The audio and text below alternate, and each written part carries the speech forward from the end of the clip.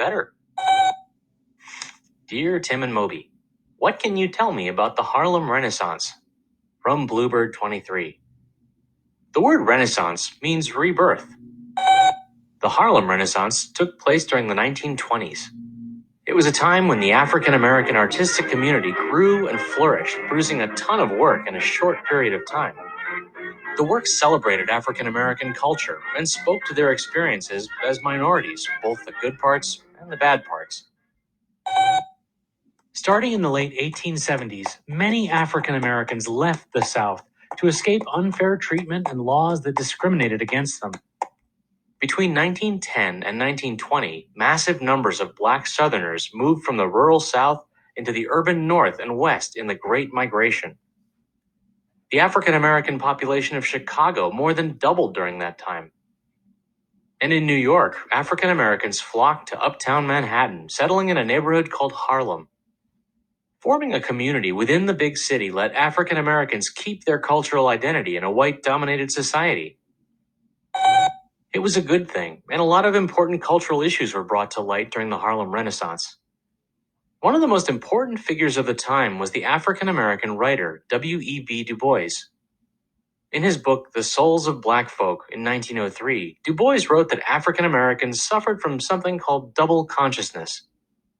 They had their own self-image, but at the same time, they saw themselves through the eyes of white America. In response, the New Negro Movement, another name for the Harlem Renaissance, urged African Americans to take pride in themselves and their history. Right, the word Negro isn't used much anymore. It's outdated, and many people find it offensive. Anyway, writers like Langston Hughes, Zora Neale Hurston, and Countee Cullen drew on unique African American rhythms to describe their experiences. Louis Armstrong, Duke Ellington, and Bessie Smith developed swing and jazz music from the blues and gospel of enslaved people. William H. Johnson, James Van Der Zee, and Romare Bearden used African motifs and folktales in their artwork. And performers like Josephine Baker and Paul Robeson became international superstars. The Renaissance was so influential that Harlem grew into something of a brand name, a powerful symbol of a broader cultural awakening among all African Americans. An all-black basketball team from Chicago even adopted it as their hometown. The Harlem Globetrotters have been wowing audiences ever since. But the Harlem Renaissance wasn't all about arts and entertainment. The movement also had a sharp political edge. Black activist newspapers peaked in popularity.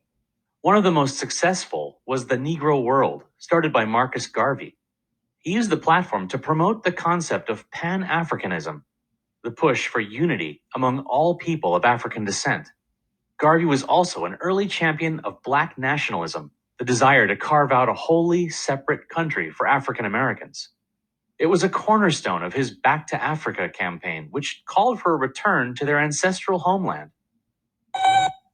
Yep, African Americans were pushing boundaries across all aspects of society.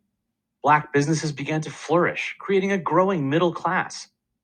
Like Madam C.J. Walker, who turned her cosmetics line into $1 million empire. Altogether, the artists and thinkers of this period helped mobilize the larger Black population. Young African Americans took advantage of improved access to higher education. This opened up new career paths and opportunities to attain advanced degrees. Perhaps most importantly, people, Black and white, began the push for racial integration